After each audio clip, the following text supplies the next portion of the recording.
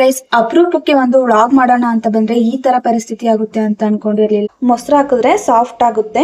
ನೋಡಿ ಯಾವ ತರ ಆಗಿದೆ ಅಂತ ಹೇಳಿ. ಮೇಲೆ ಬಿಸಿಲಿದೆ. ಈ ಕಡೆ ನಾವಿರೋ ಕಡೆ ತುಂಬಾನೇ ಮೋಡ ಇದೆ.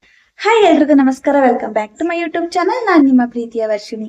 ಎಲ್ರು ಹೇಗಿದ್ದೀರಾ? ನಾನಂತೂ ಚೆನ್ನಾಗಿದ್ದೀನಿ, ನೀವು ಕೂಡ ಚೆನ್ನಾಗೇ ಇರ್ತೀರಾ ಅಂತ ಅನ್ಕೋತೀನಿ. ಫ್ರೆಂಡ್ಸ್, ಇವತ್ತು ನಾನು ಸಂಡೇ ಮಾರ್ನಿಂಗ್ ಇಂದಾನೆ ವ್ಲಾಗ್ ನ ಸ್ಟಾರ್ಟ್ ಮಾಡ್ಕೊಳ್ತಾ ಇದ್ದೀನಿ. ಇವತ್ತು ಬೆಳಗ್ಗೆನೆ ನಮ್ಮ ಮನೆಯವರು ಚಿಕನ್ ನ ತಗೊಬಂದು ಕೊಟ್ಟು ಹೋಗಿದ್ದಾರೆ, ಏನಾದ್ರೂ ಮಾಡ್ಕೊಳ್ಳಿ ಅಂತ ಹೇಳಿ.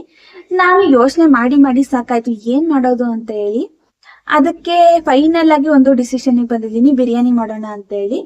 ಫಸ್ಟ್ ನಾನು ಯಾವುದೇ ರೆಸಿಪಿ ಮಾಡೋದಾದ್ರೂ ಚಿಕನ್ ಅಲ್ಲಿ ನಾನು ಮ್ಯಾರಿನೇಷನ್ ಮಾಡಿರ್ತೀನಿ. ಯಾಕಂತ ಹೇಳಿದ್ರೆ ಮ್ಯಾರಿನೇಷನ್ ಎಷ್ಟು ಚೆನ್ನಾಗಿ ಮಾಡ್ತೀವಿ ಅಷ್ಟು ಚೆನ್ನಾಗಿರುತ್ತೆ ಚಿಕನ್ ರೆಸಿಪಿಗಳು. ಹಾಗೆ ನಾನು ಮ್ಯಾರಿನೇಷನ್ ಮಾಡೋದಕ್ಕೆ ಏನೇನ್ ಹಾಕಿದೀನಿ ಅಂತ ಹೇಳಿ ತೋರಿಸ್ತೀನಿ ಬನ್ನಿ. ನಾನಿಲ್ಲಿ ಬಿರಿಯಾನಿ ಮಾಡ್ತಿರೋದ್ರಿಂದ ಇದಕ್ಕೆ ಏನೇನ್ ಹಾಕಿದೀನಿ ಅಂತ ಹೇಳಿದ್ರೆ, ಮೊಸರು, ಚಿಕನ್ ಮಸಾಲ, ಶುಂಠಿ ಬೆಳ್ಳುಳ್ಳಿ ಪೇಸ್ಟ್, ಬಿರಿಯಾನಿ ಪೌಡರ್, ಅಚ್ಕಾರದ ಪುಡಿ, ಉಪ್ಪು, ಕೊತ್ತಂಬರಿ ಸೊಪ್ಪು, ಶುಂಠಿ ಬೆಳ್ಳುಳ್ಳಿ ಪೇಸ್ಟ್ ಇಷ್ಟನ್ನು ಹಾಕೊಂಡು ಚೆನ್ನಾಗಿ ಮ್ಯಾರಿನೇಷನ್ಗೆ ಇಟ್ಟಿದ್ದೀನಿ. ನೋಡಿ, ಇದೆಲ್ಲ ನಾರ್ ತರ ಇರುತ್ತಲ್ವಾ, ಕೆಲವರಿಗೆ ಇಷ್ಟ ಆಗೋದಿಲ್ಲ ತಿನ್ನೋದಕ್ಕೆ. ಅದು ಕೂಡ ಮೊಸರು ಹಾಕಿದ್ರೆ ಸಾಫ್ಟ್ ಆಗುತ್ತೆ.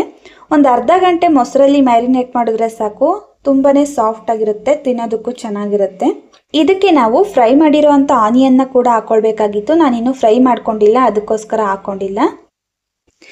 ಇನ್ನು ನಮ್ಮ ಮನೆಯವರು ರಾತ್ರಿ ಮೊಳಕೆ ಹುಳಿಕಾಳು ಸಾರು ಮಾಡಿದ್ದೆ, ಅದಕ್ಕೇನೆ ರೈಸ್ ಮಾಡ್ಕೊಟ್ಟಿದ್ದೆ, ಅದನ್ನ ತಿನ್ಕೊಂಡು ಹೋಗಿದ್ದಾರೆ. ಅವರು ಬೆಳಗ್ಗೆನೆ ಚಿಕನ್ ತಿನ್ನೋದಿಲ್ಲ, ಹಾಗಾಗಿ ನನಗೆ ಚಿಕನ್ ಏನು ಬೇಡ ಅಂತ ಹೇಳಿ ರೈಸ್ ಮಾಡಿಸ್ಕೊಂಡು ಊಟ ಮಾಡ್ಕೊಂಡು ಹೋದ್ರು. ಗೈಸ್, ಅಪರೂಪಕ್ಕೆ ಒಂದು ವ್ಲಾಗ್ ಮಾಡೋಣ ಅಂತ ಬಂದ್ರೆ ಈ ತರ ಪರಿಸ್ಥಿತಿ ಆಗುತ್ತೆ ಅಂತ ಅನ್ಕೊಂಡಿರ್ಲಿಲ್ಲ. ನೋಡಿ, ನಾನು ಎಲ್ಲಾ ವಿಡಿಯೋಸ್ಗಳನ್ನು ರೆಕಾರ್ಡ್ ಮಾಡ್ತಾ ಇದ್ದಿದ್ದು ಇದೇ ಸೆಲ್ಫಿ ಸ್ಟಿಕ್ ಅಲ್ಲಿ. ನಾನು ಟ್ರೈಪಾಡ್ ಎಲ್ಲ ಯೂಸ್ ಮಾಡ್ಕೊಂತಿರ್ಲಿಲ್ಲ. ಟ್ರೈಪಾಡ್ ಎಲ್ಲ ಇದಾವೆ ಮಸ್ತಾಗಿ, ಅದೇ ಯೂಸ್ ಮಾಡ್ಕೊಂತಿರ್ಲಿಲ್ಲ. ಇದೇ ಸೆಲ್ಫಿ ಸ್ಟಿಕ್ ನ ನಾನು ಯೂಸ್ ಮಾಡ್ಕೊಳ್ತಿದ್ದೆ ಕುಕಿಂಗ್ ರೆಸಿಪೀಸ್ಗಳಿಗೂ, ಹಾಗೆ ಯಾವ್ದಾದ್ರು ವ್ಲಾಗ್ಸ್ ಅದಕ್ಕೆಲ್ಲ.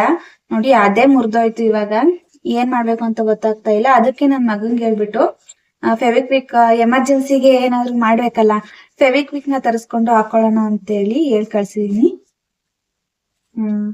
ಫೆವಿಕ್ವಿಕ್ ಇದು ಹಾಕಿದ್ರೆ ನೋಡೋಣ ಒಂದ್ ಸ್ವಲ್ಪನಾದ್ರೂ ಒಂದೆರಡು ದಿವಸ ಬರುತ್ತೆ ಅಂತ ಅನ್ಕೋತೀನಿ. ಮೊದ್ಲೇ ತುಂಬಾ ಇದಾವೆ ನನ್ನ ಹತ್ರ ಟ್ರೈಪಾಡ್ಗಳು, ಆದ್ರೆ ನನ್ಗೆ ಇಷ್ಟ ಆಗಿರೋದು ಇದೇ ಸೆಲ್ಫಿ ಸ್ಟಿಕ್ ಅಲ್ಲಿ ಮಾಡೋ ವಿಡಿಯೋಸ್ಗಳೇ ನಂಗೆ ತುಂಬಾನೇ ಇಷ್ಟ ಆಗೋದು. ಅಮ್ಮ, ನೋಡೋಣ, ಇದನ್ನ ರೆಡಿ ಮಾಡ್ಕೊಳ್ತೀನಿ. ತುಂಬಾ ದಿನ ಆಗಿದೆ, ನಾನು ಯಾವ್ದು ವ್ಲಾಗ್ಸ್ ಏನು ಮಾಡ್ತಾ ಇರ್ಲಿಲ್ವಲ್ಲ, ಹಾಗಾಗಿ ಇದನ್ನ ಯೂಸ್ ಮಾಡ್ಕೊಳ್ತಿರ್ಲಿಲ್ಲ. ಅದಕ್ಕೆ ಮೇ ಬಿ ಇದು ಕೋಪ ಮಾಡ್ಕೊಂಡಿರ್ಬೇಕು ನನ್ನ ಮೇಲೆ. ಅದಕ್ಕೆ ನೋಡು ಇವಾಗ ಹೇಗ್ ಮಾಡ್ತೀಯ ವ್ಲಾಗು ಅಂತ ಹೇಳಿ ಕೈ ಕೊಡ್ತು ಅಷ್ಟೆ. ನೋಡೋಣ, ಹಾಕಿದೀನಿ, ಸರಿ ಹೋಗ್ಬಿಟ್ರೆ ನಮ್ಮ ಅದೃಷ್ಟ. ನಾವು ಎಷ್ಟೇ ದುಡ್ಡು ಕೊಟ್ಟು ಟ್ರೈಪಾಡ್ ಅದೆಲ್ಲ ತಗೊಂಡ್ರು ಕೂಡ ನಮ್ಗೆ ಇಷ್ಟ ಆಗೋದು ಈ ತರದ್ದೇ. ಇದ್ರಲ್ಲಿ ತುಂಬಾನೇ ಚೆನ್ನಾಗಿ ವಿಡಿಯೋಸ್ಗಳನ್ನ ಮಾಡ್ಬೋದಿತ್ತು, ನಮ್ಗೆ ಎಲ್ಲಿ ಬೇಕೋ ಅಲ್ಲಿ ಕ್ಯಾರಿ ಮಾಡ್ಬೋದಿತ್ತು. ಅರೆ ಇದೇ ಈ ತರ ಆಗಿದೆ ನೋಡಿ. ನೋಡಿ, ಎಲ್ಲಿ ಬೇಕಾದ್ರೂ ಕ್ಯಾರಿ ಮಾಡ್ಬೋದು. ಎಷ್ಟು ಲಾಂಗ್ ಬರುತ್ತೆ ಗೊತ್ತಾ, ಇದು ತುಂಬಾನೇ ಲಾಂಗ್ ಇದೆ. ನೋಡಿ, ಇಷ್ಟುದ್ದ ಬರುತ್ತೆ. ಸೆಲ್ಫಿ ವಿಡಿಯೋಸ್ಗಳನ್ನ ಮಾಡ್ಬೋದು. ಕುಕಿಂಗ್ ವಿಡಿಯೋಸ್ಗಳನ್ನ ಮಾಡೋದಕ್ಕಂದ್ರೆ ತುಂಬಾನೇ ಹೆಲ್ಪ್ಫುಲ್ ಆಗಿತ್ತು. ಯಾಕಂದ್ರೆ ಕಿಚನ್ ಅಲ್ಲಿ ತುಂಬಾ ಕಡಿಮೆ ಸ್ಪೇಸ್ ಇರುತ್ತಲ್ವಾ, ಅಲ್ಲಿ ಇದು ಚೆನ್ನಾಗಿ ಸೂಟ್ ಆಗ್ತಾ ಇತ್ತು. ನಾವ್ ಎಲ್ ಬೇಕಾದ್ರೂ ಇಟ್ಕೊಳ್ಬೋದಾಗಿತ್ತು. ನೋಡೋಣ, ಒಂದ್ ಸ್ವಲ್ಪ ಹೊತ್ತು ಹೀಗೆ ಬಿಟ್ಟು ಆಮೇಲಿಂದ ಚೆನ್ನಾಗಿ ಅಂಟ್ಕೊಂಡಿದೆ ಇಲ್ಲ ಅಂತ ನೋಡೋಣ. ಅಲ್ಲಿವರೆಗೂ ನಾವು ಅಡುಗೆ ಕೆಲಸನ ಕಂಟಿನ್ಯೂ ಮಾಡ್ಕೊಳ್ತೀನಿ. ಇಷ್ಟು ಈರುಳ್ಳಿಗಳನ್ನ ಫ್ರೈ ಮಾಡ್ಕೊಳ್ಳೋದಕ್ಕೆ ಇಟ್ಕೊಂಡಿದ್ದೀನಿ. ಹಾಗೆ ರುಬ್ಬೋದಕ್ಕೆ ಇಲ್ಲಿ ನಾನು ಚಕ್ಕೆ, ಲವಂಗ, ಸ್ವಲ್ಪ ಈರುಳ್ಳಿ, ಹಾಗೆ ತೆಂಗಿನ ತುರಿ, ಇದರಲ್ಲಿ ಒಂದು ಅರ್ಧ ಟೊಮೆಟೊನ ಹಾಕೊಂಡು ಚೆನ್ನಾಗಿ ಗ್ರೈಂಡ್ ಮಾಡಿಕೊಂಡು ಮಸಾಲೆನ ರೆಡಿ ಮಾಡ್ಕೊಳ್ತೀನಿ. ಮೊದಲು ಈರುಳ್ಳಿಗಳನ್ನೆಲ್ಲ ಚೆನ್ನಾಗಿ ಫ್ರೈ ಮಾಡ್ಕೊಳ್ಬೇಕು. ಈರುಳ್ಳಿ ಕಲರ್ ಗೋಲ್ಡನ್ ಬ್ರೌನ್ ಕಲರ್ ಬರೋವರೆಗೂ ಚೆನ್ನಾಗಿ ಕಡಿಮೆ ಉರಿಯಲ್ಲಿ ಫ್ರೈ ಮಾಡ್ಕೊಂಡ್ರೆ ತುಂಬಾನೇ ಚೆನ್ನಾಗಿರುತ್ತೆ ಟೇಸ್ಟ್.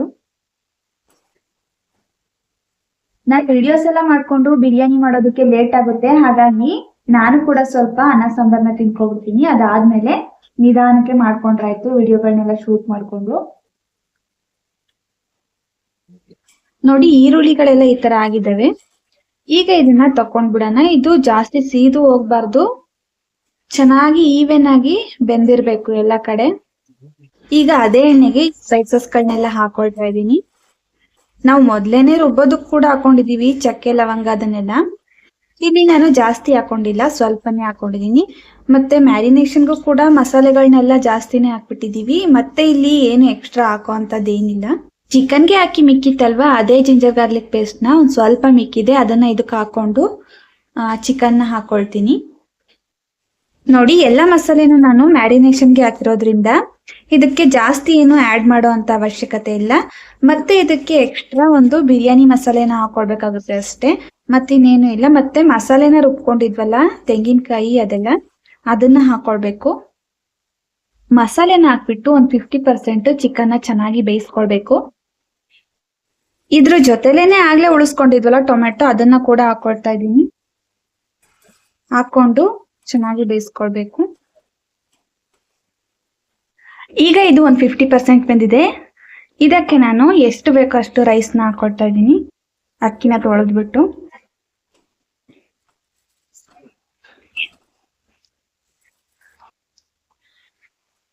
ನೋಡಿ, ಎಷ್ಟು ಬೇಕೋ ಅಷ್ಟು ರೈಸ್ ನ ಹಾಕೊಂಡು ನೀರನ್ನ ಇದ್ ಮಾಡ್ಕೊಂಡು ಉಪ್ಪು ಖಾರ ಎಲ್ಲ ಕರೆಕ್ಟ್ ಆಗಿದ್ಯಾ ಅಂತ ಒಂದ್ಸಲ ಚೆಕ್ ಮಾಡ್ಕೊಳ್ಬೇಕು.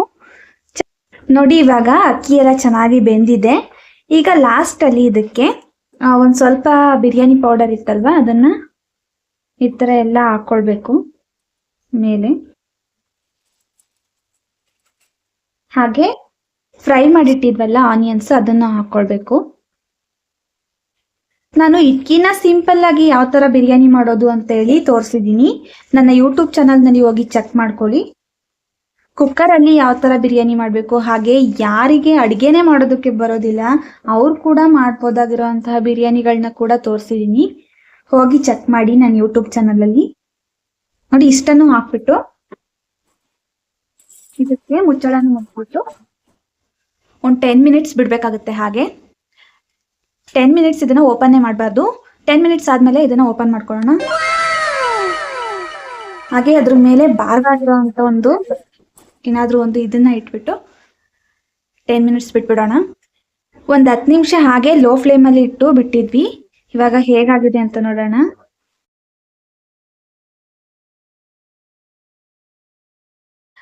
ಇನ್ನು ಯಾರೆಲ್ಲ ನಮ್ಮ ಚಾನಲ್ನ ಸಬ್ಸ್ಕ್ರೈಬ್ ಆಗದೆ ವಿಡಿಯೋ ನೋಡ್ತಾ ಇದ್ದಾರೆ, ದಯವಿಟ್ಟು ಸಬ್ಸ್ಕ್ರೈಬ್ ಮಾಡ್ಕೊಂಡು ನೋಡಿ. ನೋಡಿ ಯಾವ ತರ ಆಗಿದೆ ಅಂತ ಹೇಳಿ. ಚೆನ್ನಾಗಿದ್ಯಾ? ನಿಮ್ಮನೇಲೂ ಟ್ರೈ ಮಾಡಿ, ಹೇಗಿತ್ತು ಅಂತ ಕಮೆಂಟ್ ಮಾಡಿ ನಂಗೆ. ಬೆಳಗ್ಗೆ ಮಾಡ್ಬೇಕಾಗಿರೋ ಬಿರಿಯಾನಿ ಇವಾಗ ಆಗಿದೆ ನೋಡಿ. ವಿಡಿಯೋ ಶೂಟ್ ಮಾಡೋದು ಅಂದ್ರೆ ಅಷ್ಟು ಈಸಿ ಅಲ್ಲ, ಕ್ಯಾಮ್ರಾಗಳನ್ನ ಪೊಸಿಷನ್ ಎಲ್ಲ ಚೇಂಜ್ ಮಾಡ್ಬೇಕಾಗುತ್ತೆ. ಇವತ್ತಂತೂ ಟ್ರೈಪಾಡ್ ಇಲ್ಲದೆ ನಾನಂತೂ ಕಷ್ಟಪಟ್ಟಿದ್ದೀನಿ.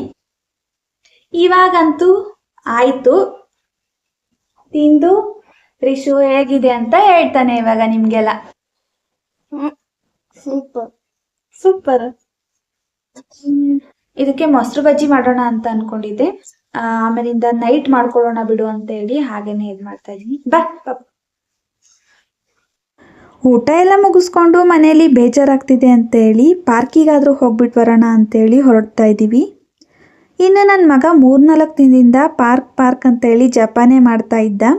3 ದಿನದಿಂದ ಹಾಲಿಡೇ ಇತ್ತಲ್ವಾ, ಹಾಗಾಗಿ ಇವಾಗ ನಾವು ಹೋಗ್ತಾ ಇದ್ದೀವಿ. ನಾವು ನಮ್ಮ ಮನೆಯಿಂದ ಆರಾಮಾಗಿ ನಡ್ಕೊಂಡೇ ಹೋಗ್ತಾ ಇದ್ದೀವಿ. ಮನೆಯಿಂದ ಹೊರಟಾಗ ಬಿಸಿಲಿತ್ತು, ಇವಾಗ ನೋಡಿ ಹೇಗೆ ಮೋಡ ಬಂದಿದೆ ಅಂತ ಹೇಳಿ. ಸೂರ್ಯ ಅವರೇ, ಇದಕ್ಕೇನು ಉತ್ತರ ಕೊಡ್ತೀಯಪ್ಪ ಮಿಸ್ಟರ್ ಸೂರ್ಯ? ನಾವು ಯಾವುದಕ್ಕೂ ಇರ್ಲಿ ಅಂತ ಹೇಳಿ ಕೊಡೆನೂ ಕೂಡ ತಗೊಂಡು ಬಂದಿದ್ದೀವಿ. ನಾವಿಲ್ಲಿಗೆ ಬಂದ ತಕ್ಷಣ ನಾನು ನನ್ನ ಮಗ ಫಸ್ಟ್ ಬರೋದೇ ಇಲ್ಲಿಗೆ.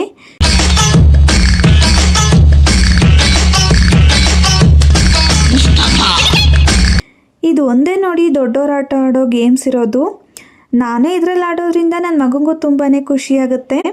ಗೇಮ್ಸ್ ಆಡಿರೋದು ನಾವು, ಆದ್ರೆ ಸುಸ್ತಾಗಿರೋದು ನೋಡಿದ್ರೆ ನಮ್ಮಮ್ಮ. ನೋಡ್ರಿ ಹೆಂಗ್ ಸುಸ್ತಾಗಿ ಕುತ್ಕೊಂಡೈತೆ.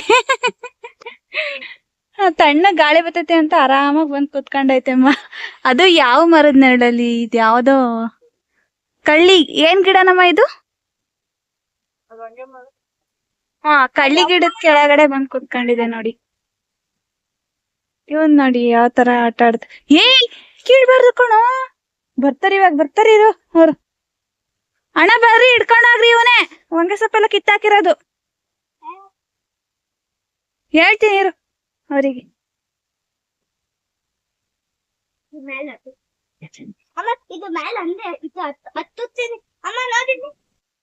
ಈ ಪ್ರಕೃತಿ ಅಂತೂ ಎಷ್ಟು ವಿಚಿತ್ರ ನೋಡಿ.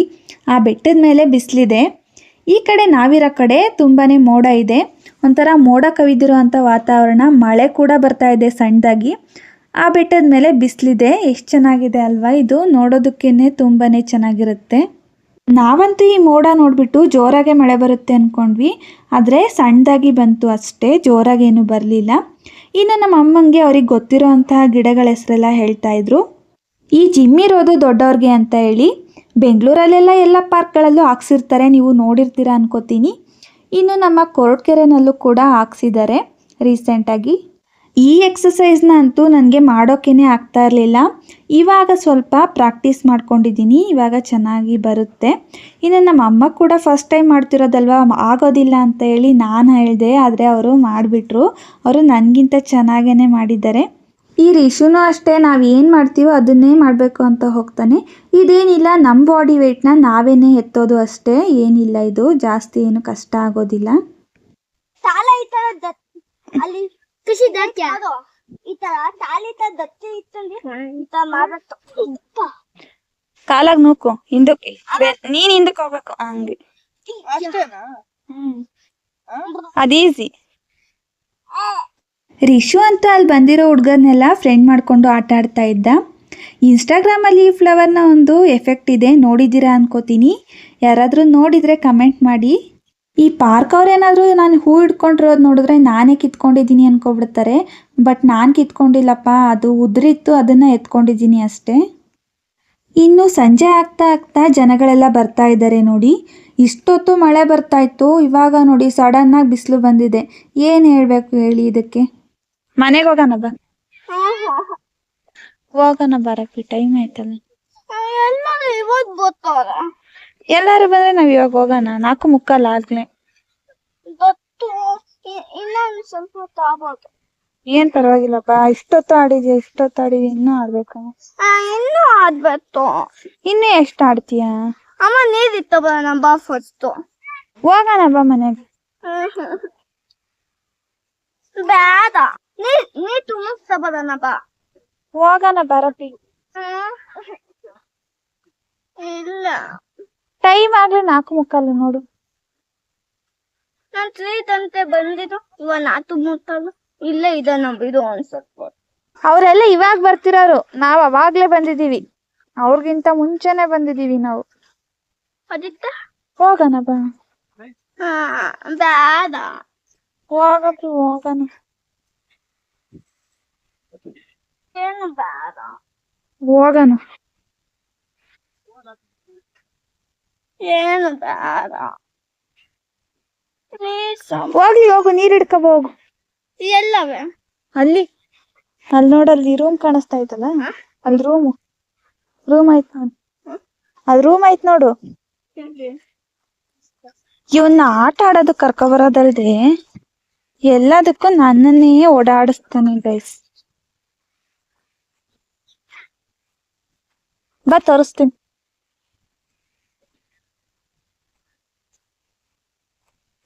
ನೋಡ ಅಲ್ಲೈತ್ ನೋಡು, ಅಲ್ಲೋಗಿ ಹಿಡ್ಕೊಬ. ಅಲ್ಲೈತ್ ನೋಡು.